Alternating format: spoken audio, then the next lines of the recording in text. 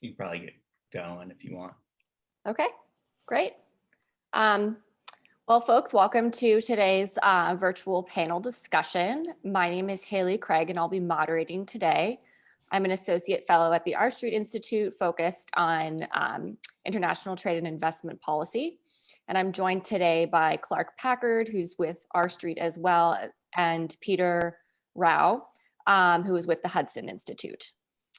Today's panel discussion is titled Meeting China's Commercial Challenges. And today we're going to focus more specifically on the economics of the U.S. China relationship and how the U.S. can continue to compete with Beijing when it engages in commercial malpractices, such as joint venture requirements, forced technology transfers, discriminatory licensing regimes, cyber theft, industrial subsidies, among other practices that our panelists will get into today. Just to caveat before we get started, today's discussion will focus largely on these economic topics, but that is also with full acknowledgement that there are other very serious non-commercial issues that we face with China that must also be addressed, including China's repressive human rights abuses, such as the persecution of the Uyghurs. It stands towards Hong Kong, stands towards Taiwan, etc. Some commentators have looked at the US-China economic relationship and likened that rift to the next Cold War, which Clark may talk about a bit. But the economic and geopolitical realities are different than they were during the Cold War. Among other things, world trade is now much more interconnected and rules-based, and US-China trade is a much more significant portion of total trade for each country. Last year, China accounted for 14.9% of total US trade, followed by Mexico and Canada. So they were the top trading partner of the United States in 2020, despite the tariff war and despite the pandemic. They're also a very important export market for Americans. So they were the third highest destination for US exports last year. Among those, agriculture is quite significant.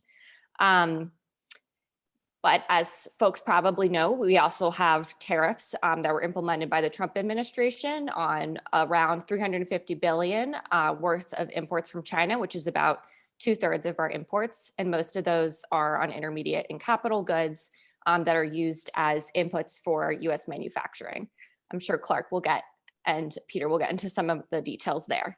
All this is to say that the Trump administration's rather blunt approach to the US-China economic relationship only kind of acknowledged half of the reality here.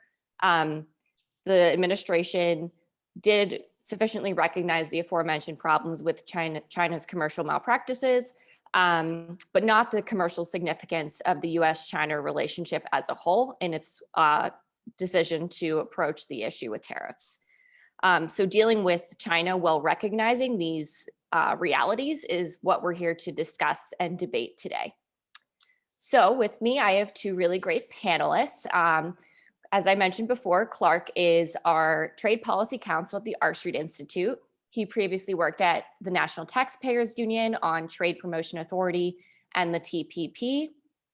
Earlier in his career, he was also a lawyer and an economic policy advisor to then South Carolina Governor Nikki Haley, and he's a graduate of the University of South Carolina School of Law.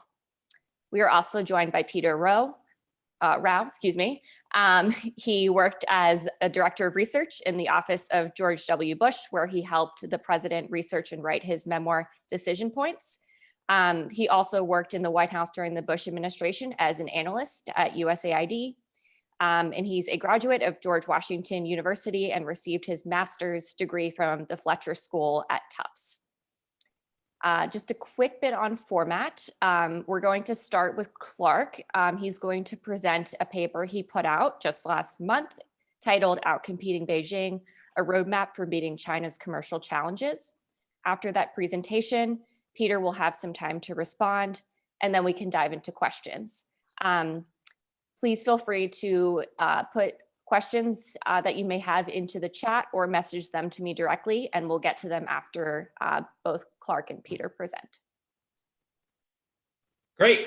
Thank you. And I appreciate everybody joining us. I know it's a really important day since the Masters, the second round is about to start. I feel like this is a really good lead in pregame, so to speak, for watching the Masters all afternoon. But anyway, I want to thank everybody. First, I'll talk a little bit about sort of the progeny of the paper. I would have conversations with Hill staff quite a bit, and inevitably those would turn to, okay, we hear you, tariffs are bad, they're causing all sorts of problems, but what sort of response should the United States have toward China's abusive trade practices? Not doing anything is not really an answer. So the question sort of becomes, what sort of steps can Washington take to help induce change to the Chinese economic model in a way that minimizes costs to American consumers, whether they be firms or families? And so, obviously the U.S. China relationship is probably the most complicated and important geostrategic and economic relationship in the world right now. As Haley mentioned, hawks in the United States right now want to sort of apply a Cold War framework to the relationship, but I'm of the opinion that that's not going to work for the reasons that Haley mentioned at the beginning, which is that today the United States and China are economically integrated in a way that the United States and the Soviet Union just never were. And so, it stands to reason that it's just, you add the economic layer to that relationship and it makes it a little more complicated and complex. If you look at the history of the U.S. China economic relationship between sort of the late 40s with the formation of the People's Republic of China through the early 70s, China was very much isolated. There was very little external trade, very little foreign investment. And in the early 1970s, the relationship between the United States and China began to thaw. The United States saw China as a potential ally against the Soviet Union during the Cold War. By the late 1970s, Deng Xiaoping began a series of reforms to liberalize the economy, opening up markets, basically outward facing, in sort of what that meant for the economy. China began to take off, right? They started to experiment in market economics. It's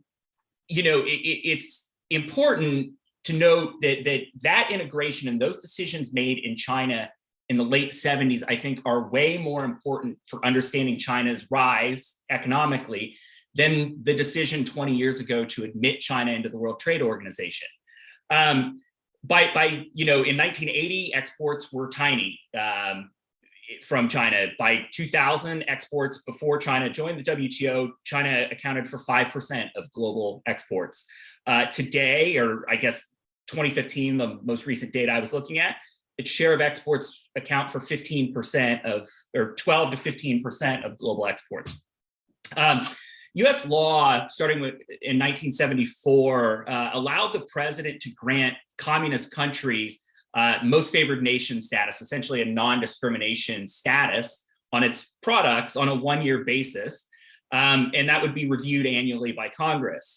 Between 1980 and 2001, even after the massacre at Tiananmen Square, China's MFN status was never really in doubt. In the 90s, China began negotiating the terms under which it could join the World Trade Organization. China agreed to take all the standard WTO commitments, and then also agreed to a series of what were known as WTO plus agreements that only applied to China. And US policymakers in the US had to decide at that point whether to grant China a permanent MFN status, most favored nation status. In 2000, Congress voted and President Clinton signed legislation granting China permanent MFN status. In 2001, China joined the World Trade Organization. At that point, the average tariff in China dropped from 25% to under 10%. That was a massive opportunity for American businesses to reach 1 billion plus customers. And then if you look at the period between 2001 and 2011, Chinese products came into the United States at a pretty rapid clip. And economists call this period the China shock. There were some famous authors, David Dorn, Gordon Hanson released a paper in 2016 called The China Shock, arguing essentially that a massive flood of imports into the US dislocated a couple million jobs, particularly in manufacturing. And then the labor market adjustment was not as fast as many predicted. Not that imports were necessarily bad, but that the labor market adjustment just wasn't as fast. And look, there's more to that story on the China shock. Scott Lincecum of the Cato Institute has done really good work doing sort of a literature review around that. I'd recommend that. By 2016, obviously, Donald Trump was elected president of the United States, and a key pillar of his platform was promising to reverse the tide of trade liberalization and globalization. And once in office, he tried to make good on that. And I think at the center, I think it's fair to say at the center of that was the China trade war. In I guess it was August of 2017, USTR, the Office of the United States Trade Representative, opened up an investigation into China's practices. In early 2018, they released their report. It worked as sort of an indictment of China's commercial practices, a holistic view of a number of arguably predatory practices. And most of it revolves around technology and sort of the question of who will dominate the commanding heights of the 21st century economy, particularly at the nexus of technology. And at the center of that was China, or is China's Made in China 2025 policy, which is essentially indigenous industrial policy at the nexus of high tech. And the policies that the United States complained about were, as Haley mentioned, joint ownership restrictions as a way to force the transfer of technology from American firms to their joint venture partners in China. China using discriminatory licensing against American firms that are trying to operate in China. With pervasive support, Chinese government directs and facilitates strategic investment in the acquisition of US companies and assets. And, you know, a lot of time those investments have explicit economic and military goals. And they're often undertaken by heavily subsidized state-owned enterprises run out of the central government in China. Another thing that the United States complained about was extensive state-sponsored cyber hacking into commercial networks and the theft of trade secrets. And then finally, look, I think there's a reckoning with the fact that China provides massive subsidies to the state-owned enterprises and other heavy industrial subsidies. So armed with the indictment, the Trump administration began a series of tariffs. And, you know, China retaliated. I think that was entirely predictable. The two sides reached an agreement, the so-called Phase 1 agreement in January 2020. Tariffs have largely remained in place, and China agreed to purchase large quantities of American products. It's worth noting that the Chinese have fallen behind on their schedule to purchase certain products. But I think it's important to take a step back and look at the damage done by the trade war. As Haley mentioned, about 2/3 of all imports are covered by tariffs. The average tariff was 3% before the United States engaged, or China and the United States engaged in this back and forth. Today, that's about 20%. The multiple studies have confirmed that American consumers, again, whether they be firms, families, individuals, are paying the tariffs, not the Chinese. No matter how many times Donald Trump said that was just not the case. The New York Fed estimated that the average family of four sees a cost increase of about $830 a year as a result of the tariffs. Moody's, the analytics firm, estimated that the trade war with China cost 300,000 US jobs. And by late 2019, manufacturing had slipped into a recession in an otherwise booming economy. Farmers and ranchers saw the loss of market access abroad, and the Trump administration dumped billions of dollars bailing out the agriculture industry. That might have been worth it if China were making wholesale changes to its commercial policies. But the early indications are not positive. So sort of understanding that, my whole sort of mantra has been that the United States needs to remove the tariffs, but we can't just go back to a status quo, right? There are other steps that the United States can take to outcompete China. And so in the paper, if folks have read it, you would know that I make a series of concrete policy recommendations that I think would be more effective at inducing change in China and better preparing the United States to outcompete China in the 21st century. The first recommendation, I think, is maybe the most important, which is there are certain hard truths that policy analysts and policymakers really need to accept. The first is the United States and China have to cooperate on certain issues. There are certain transnational problems that are going to require the United States and China to cooperate. Climate change being one that the Biden administration has mentioned. COVID, the global pandemics are another area. Nuclear proliferation, that's another area where the United States is going to have to work with China to address these issues. The second hard truth, I think, is that patience is required. China's a very large country, the largest in the world, with a huge bureaucracy. Change is not going to be driven by Washington necessarily. Change will largely be driven by Beijing. That's not to say the United States is helpless. There are many tools that we can deploy. But again, we can't dictate everything to the Chinese. And I think that that's something that policymakers may not want to hear, but I think it's an important thing to understand. And finally, look, I think that decoupling the two economies, essentially erecting a new Berlin Wall between the two economies, is a bad idea. Look, I think the economics and the political science literature on this are pretty clear. Countries that trade tend to fight fewer wars.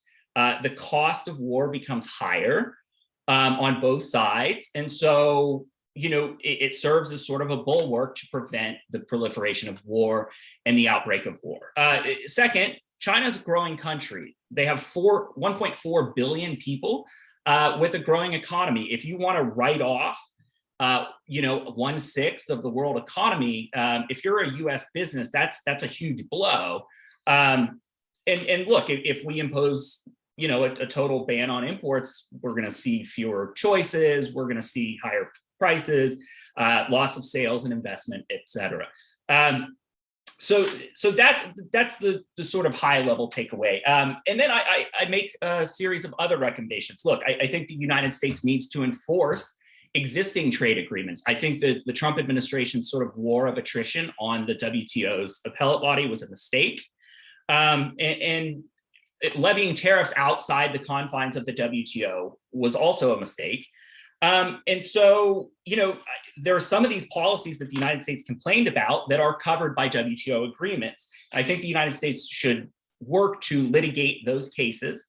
And it's worth acknowledging that China has a decent record of complying with WTO decisions, but not a perfect record. So I'm of the opinion that the United States should pursue a broad case against China at the WTO. The United States can also pursue regional and bilateral trade liberalization to both, one, pressure China to raise its commercial standards, but also enhance U.S. competitiveness, right? So if the United States quickly rejoined the TPP, I think that'd be a wonderful thing. I think we can engage on TTIP negotiations with the European Union. There are plurilateral agreements pending at the World Trade Organization with some, but not all members. Issues covering trading clean and environmentally positive or sensitive goods, new rules on fisheries subsidies, e-commerce is another issue that's pending. Negotiations are pending at the WTO. I also think the United States should unilaterally eliminate a number of tariffs on intermediate and capital goods.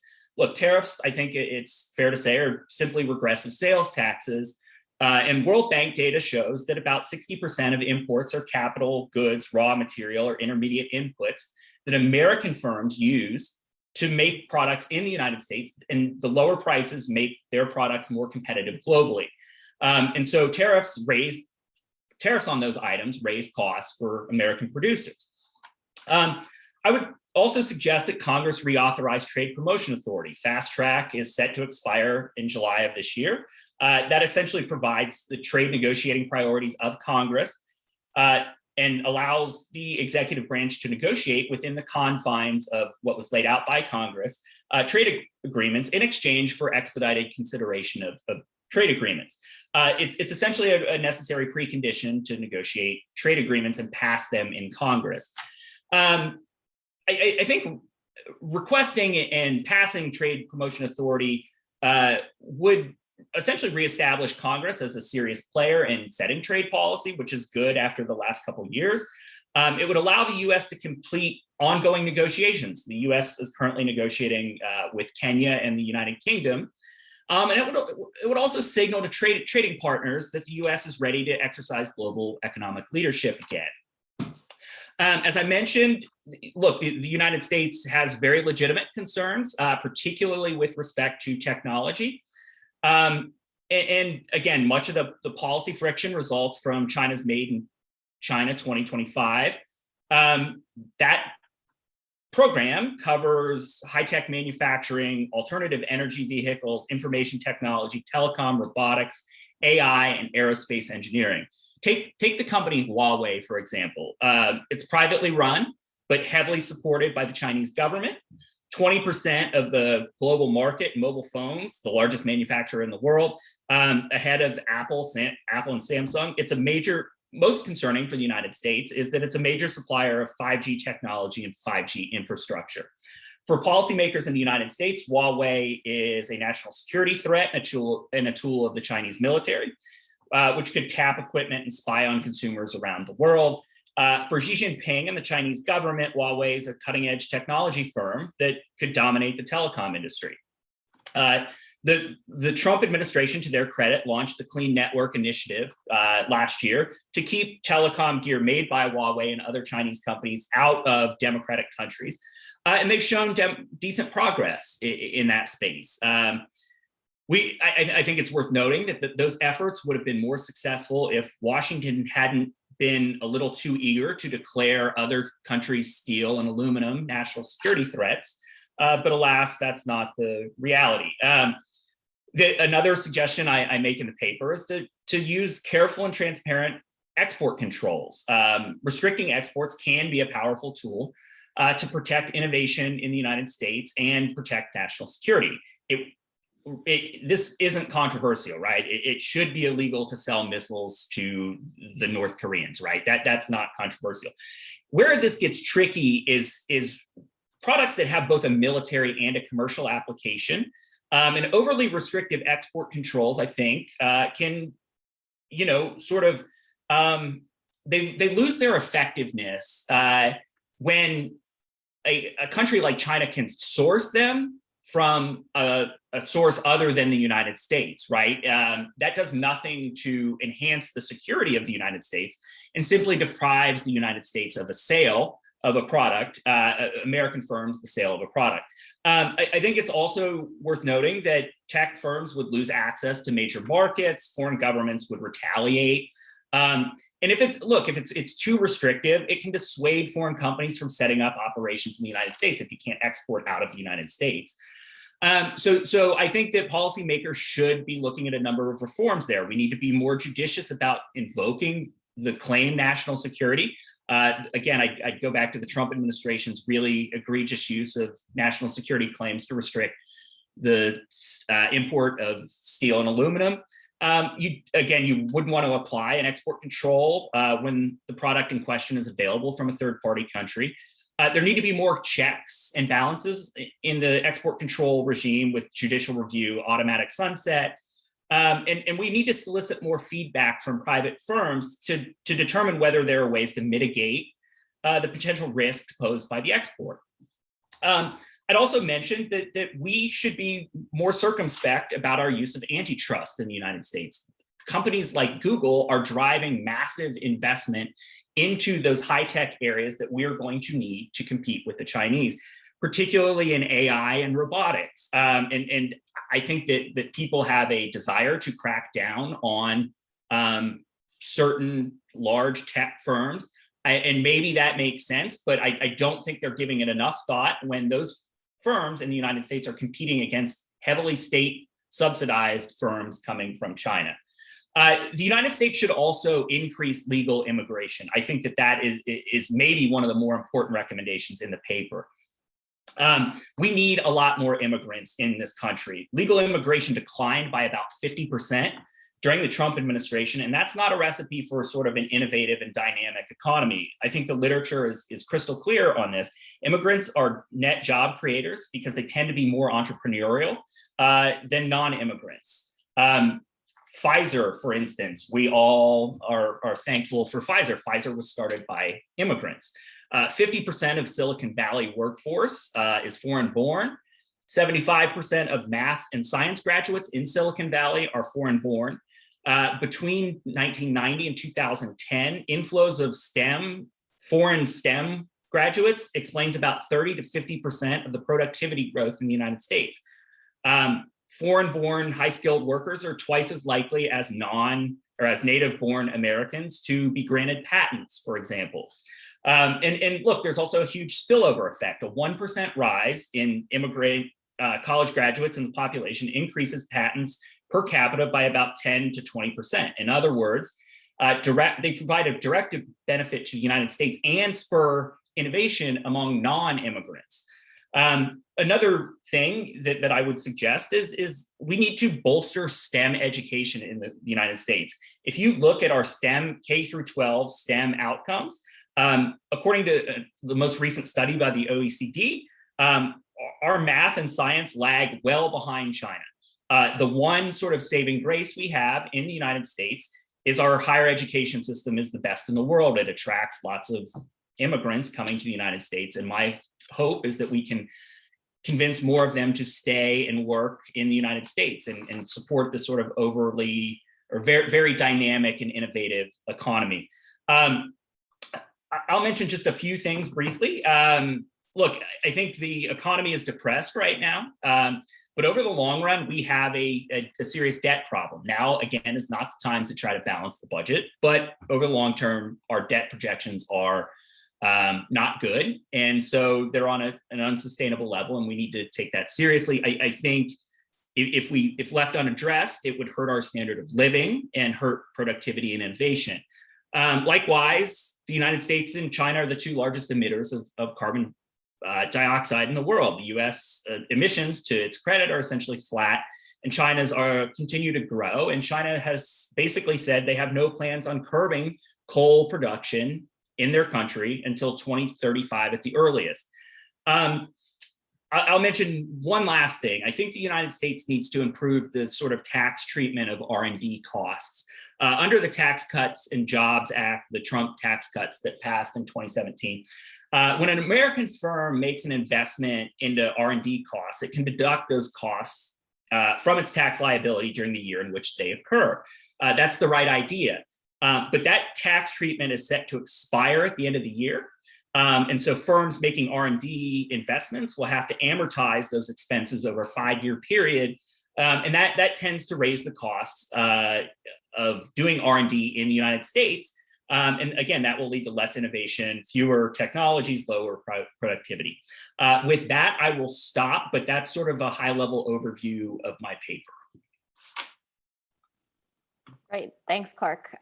We just heard a summary of Clark's arguments here for why we need to treat the U.S. China economic relationship as an ongoing reality, and Clark's arguments for how the U.S. can best compete with Beijing. With that, I'm going to turn it over to Peter for about 10 to 15 minutes to respond, and then we can dive into questions. Great, thanks, Haley, and thanks, Clark. I appreciate the chance to be with R Street today. It's great to be with both of you. Let me maybe say at the outset, just as a point of departure, I think maybe the conundrum for policymakers today, or at least one that I've been wrestling with for years, is how to protect and defend open societies from pernicious actors in an era of globalization.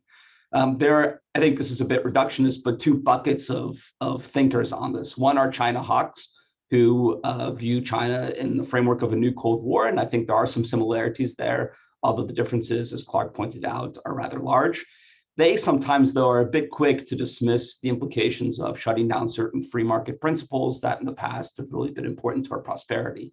And on the other hand, there are free market devotees who sometimes ignore or want to wish away the competition that we face with China.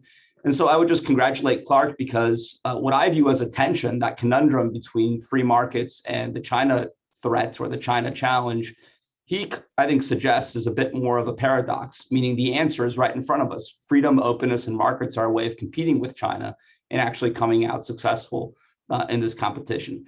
He also suggests that some of these issues, and again, I would just urge everyone, despite Clark's masterful recapitulation of his paper, to look on the actual website and read it in full. He also suggests that some of the infrastructure that we need, some of the items that are important to winning the competition are at our fingertips, be it the WTO or other avenues. So I'm in violent agreement on parts of the paper, from developing a multilateral export regime that does not just deprive Americans of businesses to shut down an export path. So that, say, a German-based firm or a French multinational then exports those same national security suspect items to the Chinese. Just as I think R&D reform is hugely important in empowering American innovation and our economy. And I've long been a fan, in part because Clark put me onto it, of plurilateral agreements as a way of breaking the impasse in trade that we've experienced at the WTO over the past several years. But because being in violent agreement doesn't make for much of an event, let me just go into a few areas where I think there are at least political headwinds. It's not to say that the playbook that Clark lays out isn't the right one, but where I think there's going to be difficulties, at least in implementation. I work a lot on Europe, and specifically in Germany. So it's a bit of a banality or cliched phrase, but as Martke the Elder once said, no battle plan survives first contact with the enemy. So I'll pick just three quick items before we go to a broader Q&A where I think there are at least political headwinds. The first is this general strategic frame that one can silo off policy areas in the relationship with China. The European Union several years ago put out a policy paper, which was seen as groundbreaking in Europe at the time, that defined the relationship as a partnership, a competition, and a rivalry. And Tony Blinken, in his confirmation hearings, picked up that formulation in different order, but he also reiterated it in a major speech he gave, where he described the relationship as competitive, a partnership, but also adversarial when necessary. All of that, I think, makes sense, and it's a way to attempt to rescue, I think, a world of globalized economic exchanges from the clutches of geopolitical competition. But it's hard sometimes to get past the gauzy generalities of we need to work together on climate change and actually be able to point to concrete examples where this is working. Whereas the opponents of siloing up the policy areas can point to legion examples where the Chinese have used our goodwill against us, from just to take public health and pandemic, which is an example, I think, that where cooperation would be eminently viable and useful.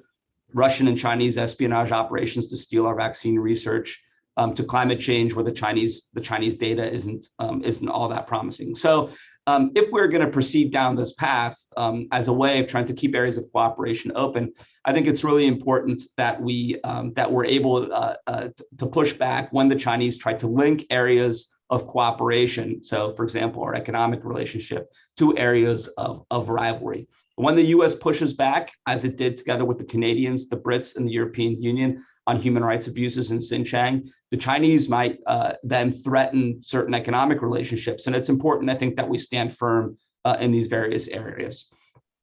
The second area is WTO modernization. Clark mentioned that he'd like to have a large-scale American case brought at the WTO. That's all well and good, and he has more expertise there than I have.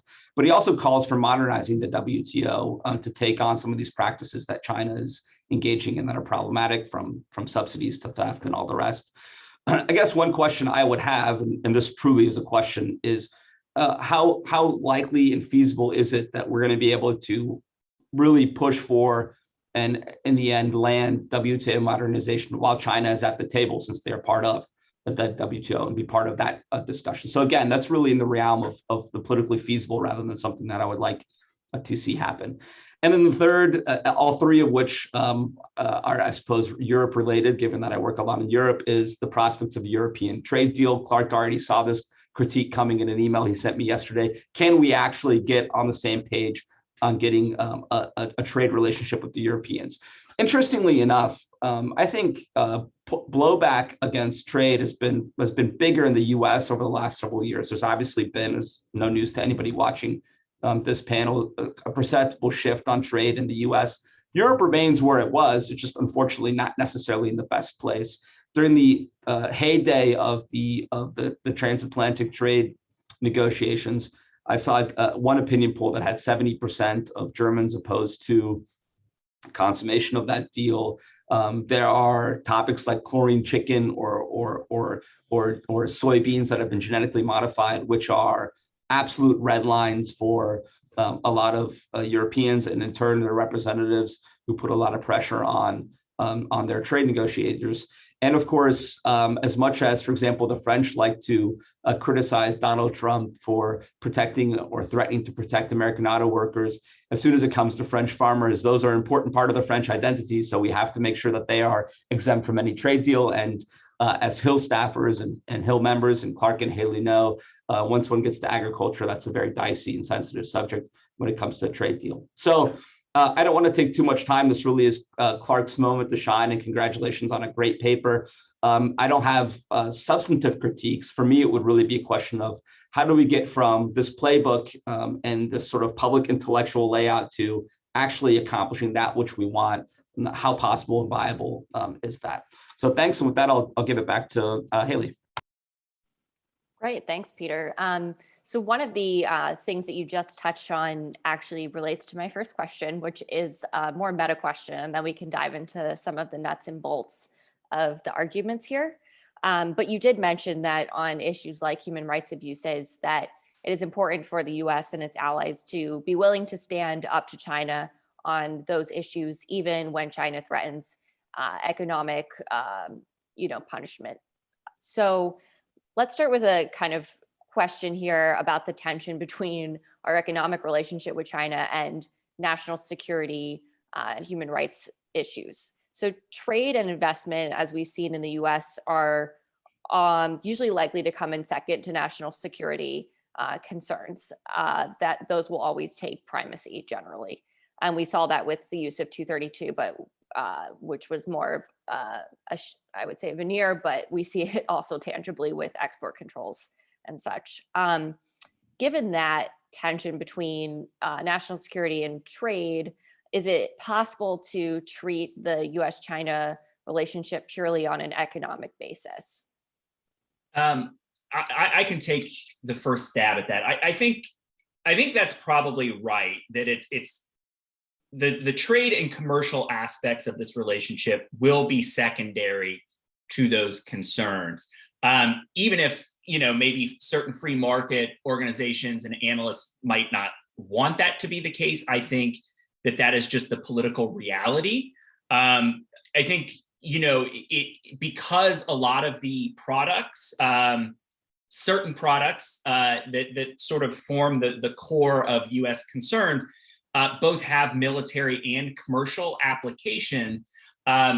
I think we're going to be more circumspect about that, trade in those products. But, if we're, trying to export the table that I'm sitting at today, or the chair, we want to import the chair, I would urge policymakers to think about a bifurcation there, right? Not all trade with China is pernicious. It doesn't pose legitimate national security threat for me to buy a wooden table from China, or for the United States, a producer in the United States, to export to China. But again, when it comes to my cell phone and certain technologies and semiconductors, then I think more criticism is certainly warranted. But I fear that the arguments about the trade in my table and chair are being drowned out. That the minute you say anything about China, there's the swift and harsh reaction. But again, think about this. It was a major blow to American soybean producers to not have access to the Chinese market the way they did before they were facing 20-25% tariffs. And that caused a lot of pain for a lot of farmers. And so I wish that policymakers, and maybe it's just not conducive, our politics are just not conducive to that anymore, to have sort of a nuanced understanding that I think is desperately needed in this space.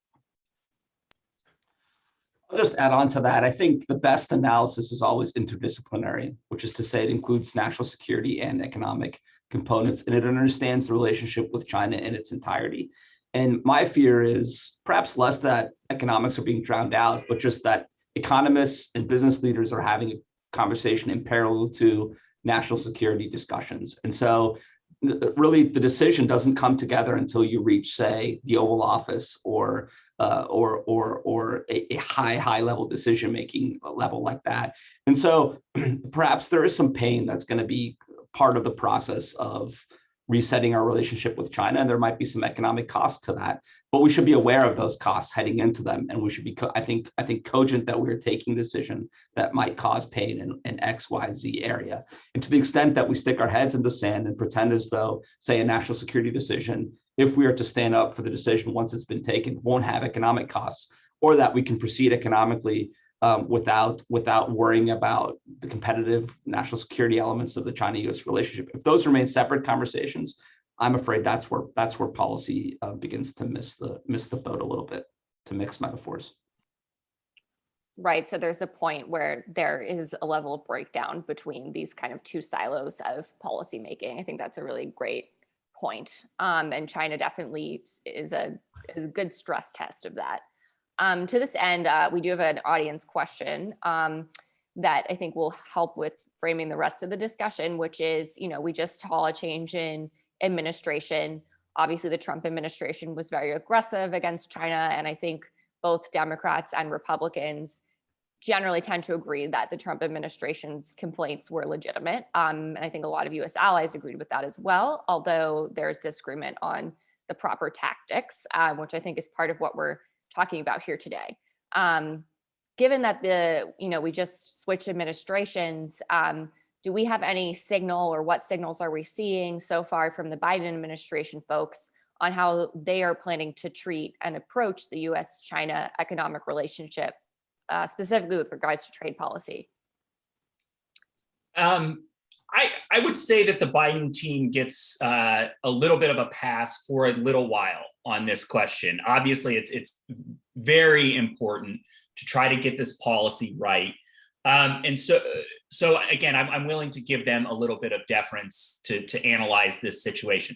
My own preference, as I think I made clear in the paper, is that we start unwinding the tariffs. I think it's pretty clear that the tariffs have not induced the sort of change that we thought they may.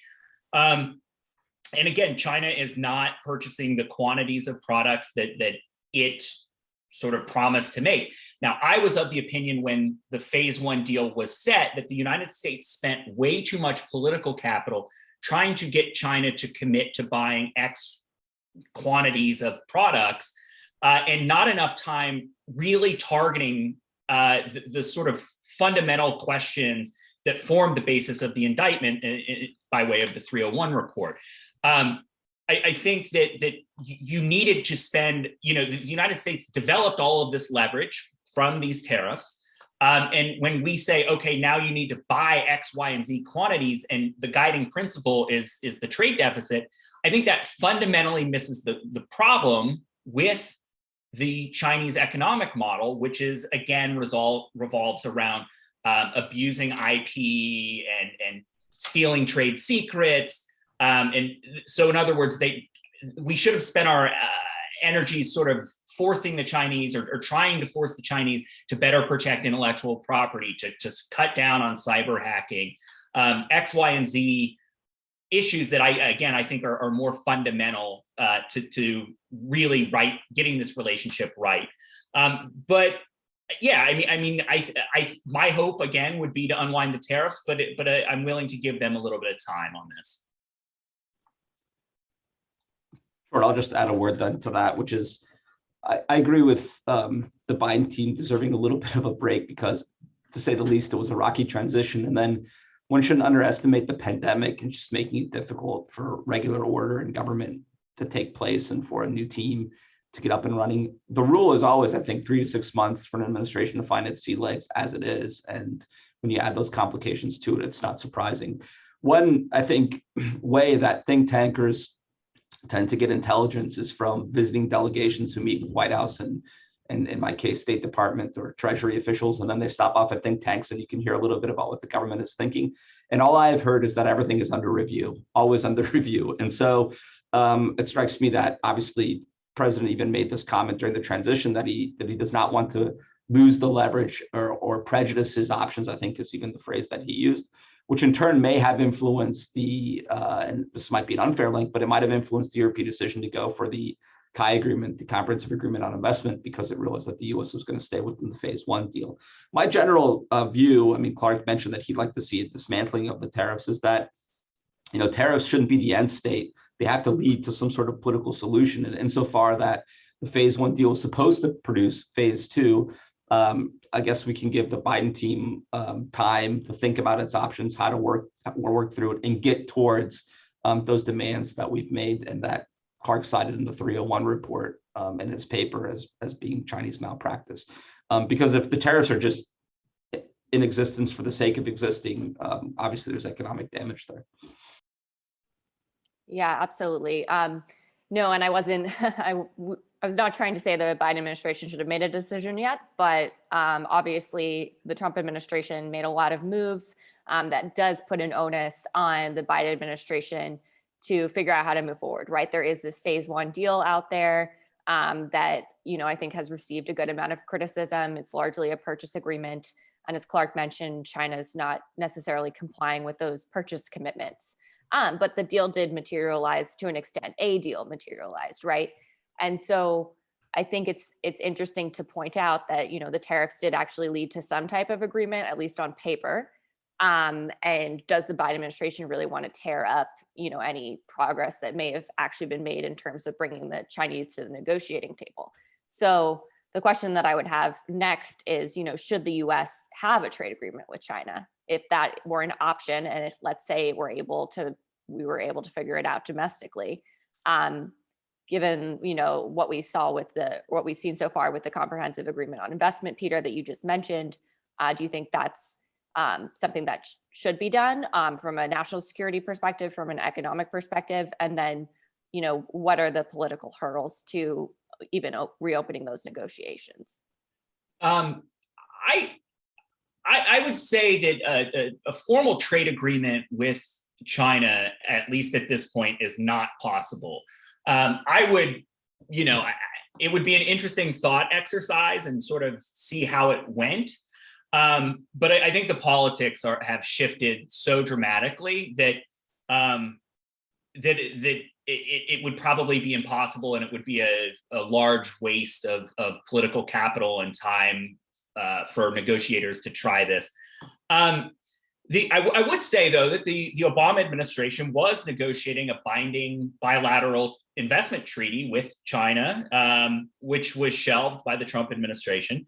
And look, they were fairly far along in that process. I know Mike Froman, the former USTR in the second term of President Obama's administration, was adamant that we were close. I don't know. Obviously, the deal, the way trade agreements always take place is no issue is solved until every issue is solved. And so, I think that he might have been a little too optimistic that we were maybe a little further away than he has indicated in the past. But yeah, look, I mean, I just don't see a trade agreement being worthwhile in terms of, the lift in Congress and the time to negotiate it. I think it'd be basically DOA, which leads us to trading under WTO terms, right? And maybe that's acceptable, but even under those terms, right, we're at a circumstance where 70% of all imports from China are covered by tariffs and vice versa, right? So we're not even really trading under WTO terms, so to speak, anymore. Yeah, I think the only China that will have a trade deal with the U.S. anytime soon is Taiwan.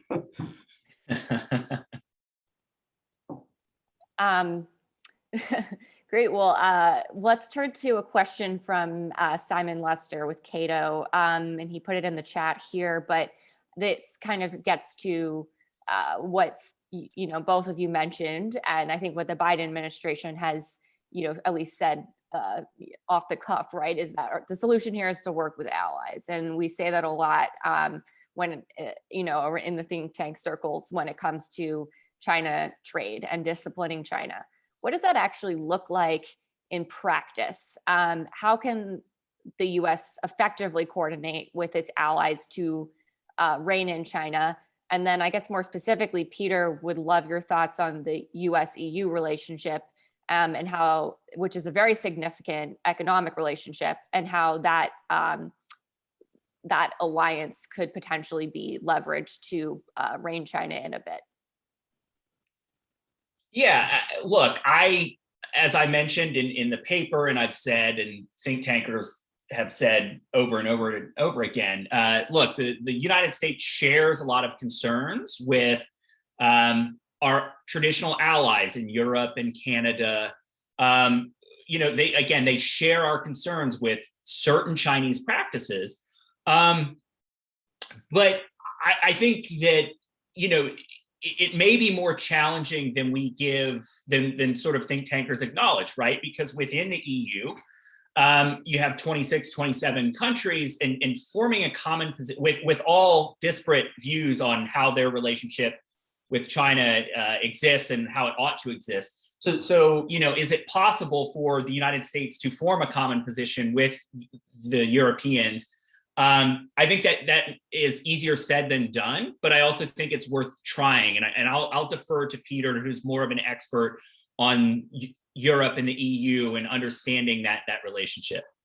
And just to quickly chime in here before we go over to Peter, getting a follow-up question here about who we're talking about when we say U.S. allies. So maybe we can clarify that for the audience when you respond. Yeah, I mean, look, traditionally when I think of U.S. close allies on U.S. trade issues, I would first go to Mexico, Canada, Israel, the countries that the United States has existing free trade agreements with. The U.S., I guess 20 countries are covered by preferential FTAs, Australia.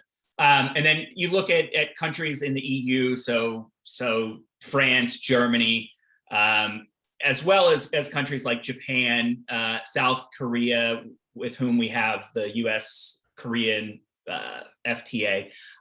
Again, Australia's the sort of Five Eye countries. That would be my preference and sort of the easiest countries with which the United States could work, I envision in this space.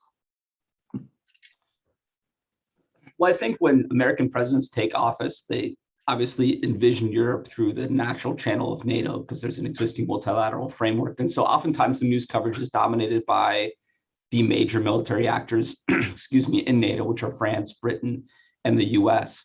And so Germany sometimes is subordinated into a second tier role in some of the political military elements. I just think back to the strike on Bashar Assad's chemical weapons factory in Syria. The Germans weren't even asked to participate in that.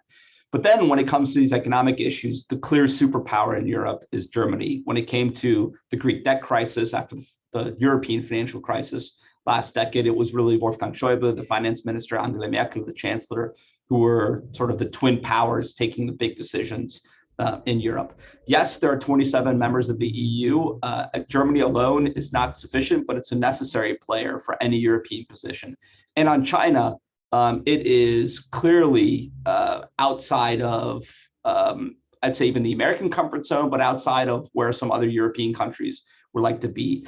Angela Merkel has traveled to China over a dozen times in her chancellorship since she came to power in 2005.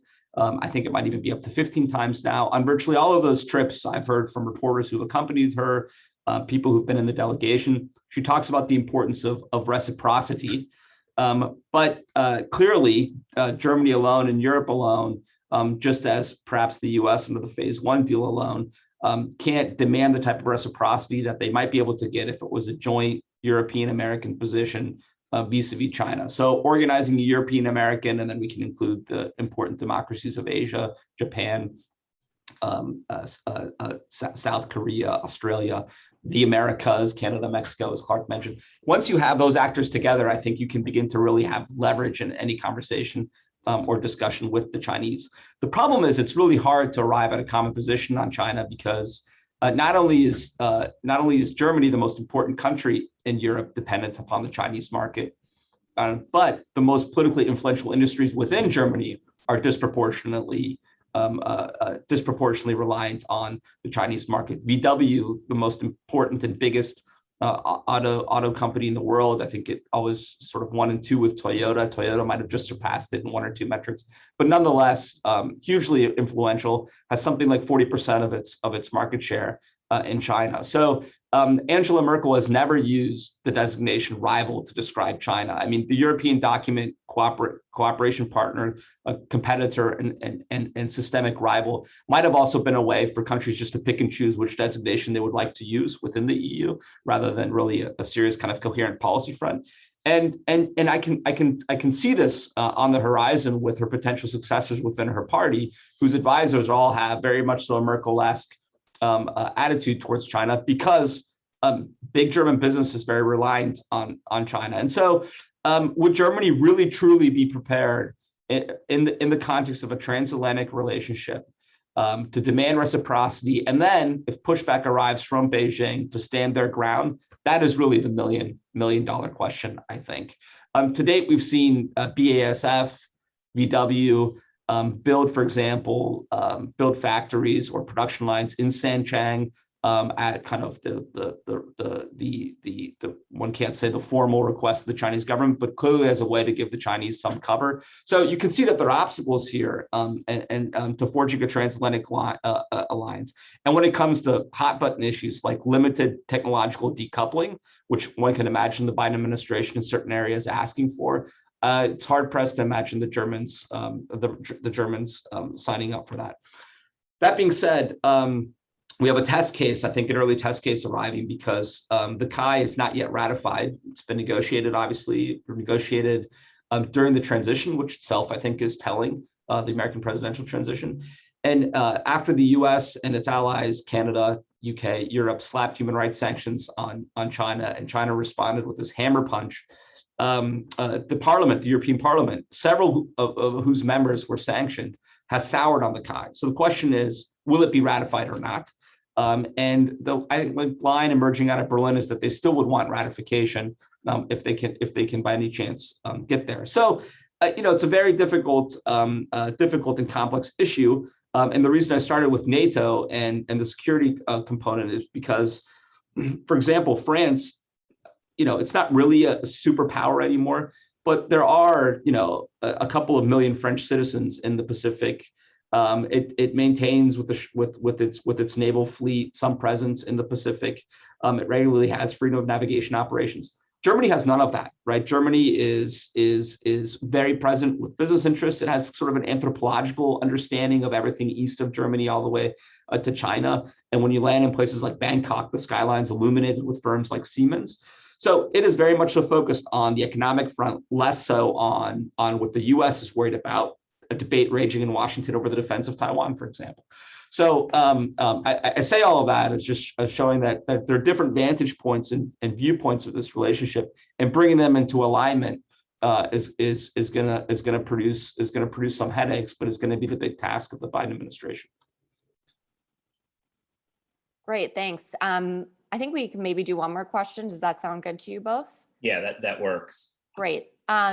So I think what we've kind of been circling around, and what Peter, you actually just alluded to, is there are different ideas out there about how to approach China, right? And Clark laid out a bunch of those in his paper, what he thinks are the best ways to compete with Beijing. I thought, Peter, is very interesting that you mentioned Germany is not actually labeled China as a rival.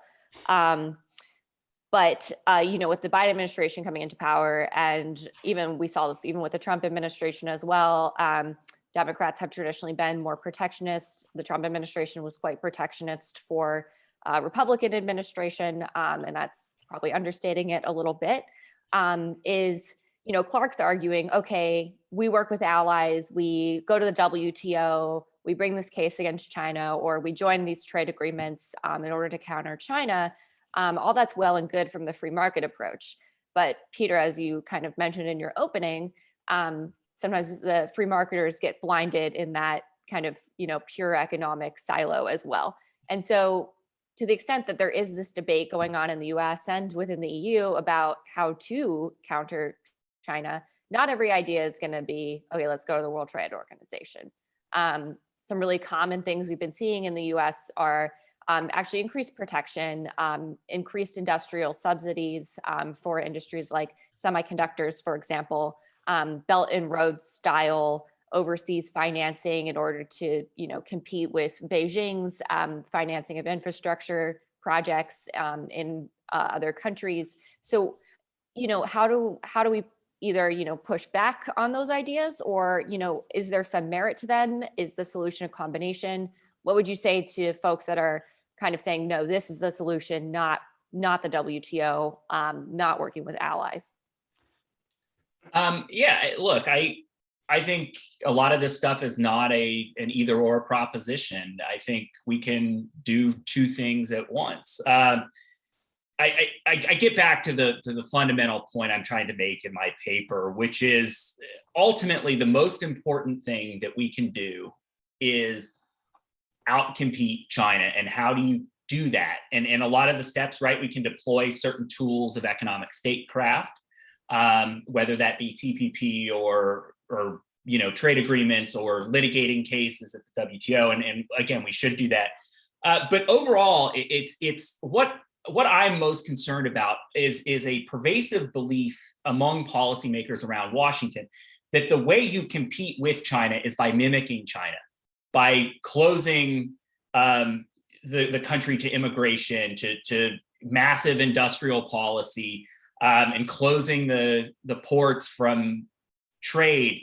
And look, I'm of the opinion that the United States is in the position it is as the dominant superpower in the world, precisely because we have embraced openness to trade, immigration, sort of an optimistic view about technology and innovation. In some respects, right, we should dance with the girl we brought to the dance, and trust our natural instincts that markets will work, that freedom is preferable to a closed society. And I think that we need to be more open to that idea and to that argument. And I'm afraid that every conversation around Washington, D.C., people, embrace, oh, we need industrial policy, or we need to crack down on immigration. A perfect test case was what happened when the United States, to the Trump administration's credit, seemed open to admitting everyone from Hong Kong, right? And Ted Cruz and the United States Senate put a stop to that under a bogus argument that they posed security threats to the United States. We need to be welcoming more people in. We need to be welcoming more trade. We need to be more optimistic about technology. And again, trust our natural instincts. I think part of those dynamics are only the dynamics of the policy choices we're gonna take. I think are likely to get a little bit worse in the context of China, because I surmise, and I think we've already seen some hints, actually outright explicit attempts to do this, the Biden administration is going to use the China argument to push statist economic policies at home. So huge spending packages announced with a lot of progressive vanity projects under the rubric of we have to compete with China, and unless we quote unquote invest in ourselves, we're not going to be able to compete with China. But it's not the investments, like you mentioned, in say STEM education. They tend to be other areas which are infrastructure, which anyone who's been on Twitter over the last 24 hours will understand. But let me just end with like two, I think, somewhat positive notes. The first is to go back to my topic du jour, Germany, and the other, a quick point on Clark's a comment on industrial policy. On Germany, perhaps the Germans don't realize this yet, but I think it's dawning on them, and there's more and more evidence that it is. a decision to simply go on as before without joining the West, a Washington-led coalition, to push back on some of these practices because it might threaten their market access is in the mid run a recipe for ruin, because already the Chinese have, through theft of intellectual property and other methods, begun to move up the value chain in areas where German manufacturers and engineers and these Mittelstand firms, these small, medium-sized enterprises with very specific and nuanced expertise, used to be dominant. And so I think the Germans are wising up to the fact that it's better to try to confront these practices now while they still have while German companies still have market share as part of a Western coalition, and stand up for those values, or else in the mid range there will be no more market share, because in the end the Chinese with Made in China 2025 will have replaced them. And the second, on industrial policy, I quite frankly don't think that people really know what industrial policy is, and so it's hard for me to get a feel for if there really is as much support as we sort of suggest. Yes, I think if people believe that industrial policy is something like giving money to a Solyndra, they will basically oppose it. But if industrial policy is, R&D research and money for things that even you call for in your paper, Clark, I think a lot of Americans would be for that. So maybe that's a little bit naive on my behalf. Maybe that's a little too optimistic. But industrial policy, in kind of its most kind of nefarious sense, I think, I hope at least most Americans are still against, although the label of China is going to be attached to a lot of those ideas in order to make it sellable. So with that, thanks. Great. Yeah, no, you're right, Peter and Clark. I mean, the domestic politics of the China question make this a very tricky issue to navigate. Thank you both for an excellent discussion today. Thanks to our attendees for listening in and for the great questions. And congratulations to Clark on a great paper. Hope everyone gets a chance to read it. Thank you. All right. Thanks, everyone. See y'all. Thanks.